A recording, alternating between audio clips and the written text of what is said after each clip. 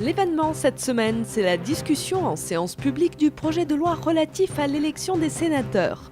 Mais tout de suite, retour sur notre sélection hebdomadaire des actualités du Sénat. Mardi 11 juin, le Sénat a observé à l'ouverture de la séance une minute de silence en mémoire de Pierre Mauroy.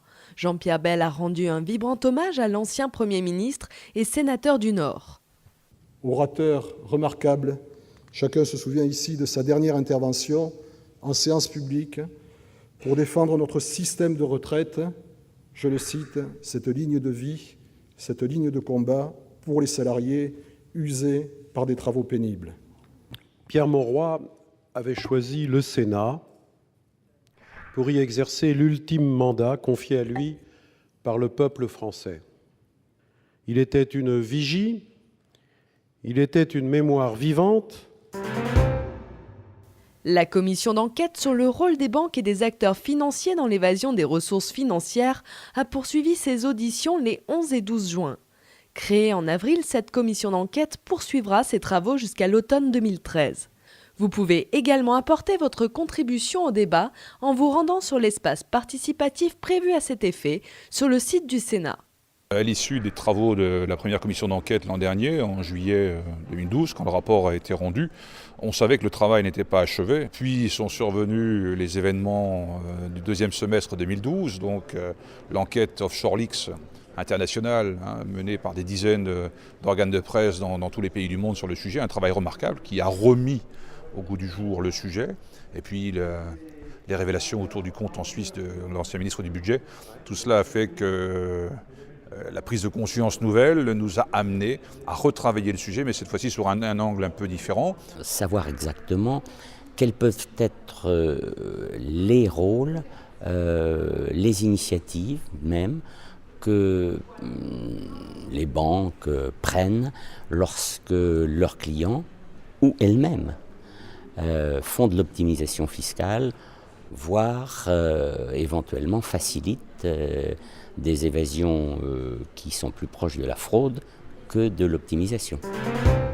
Mercredi 12 juin, les sénateurs ont adopté en deuxième lecture la proposition de loi de simplification du fonctionnement des collectivités territoriales.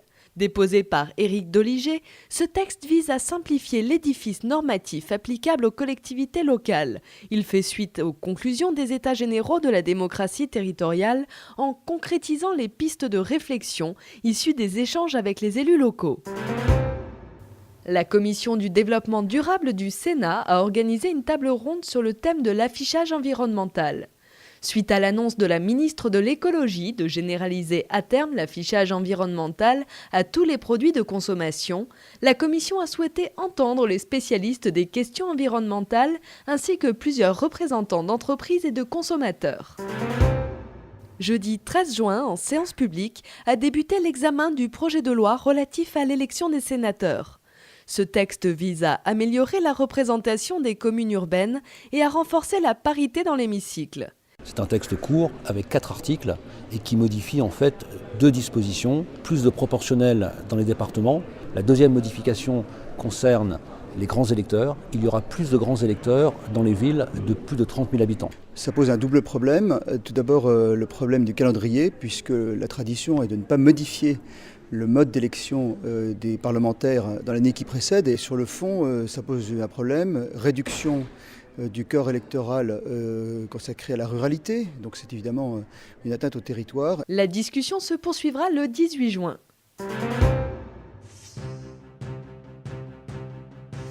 Mardi 18 juin, suite de l'examen du projet de loi relatif à l'élection des sénateurs. Mercredi 19 juin, début de l'examen du projet de loi relatif à l'enseignement supérieur et à la recherche. Vendredi 21 juin, fête de la musique dans le kiosque du Jardin du Luxembourg.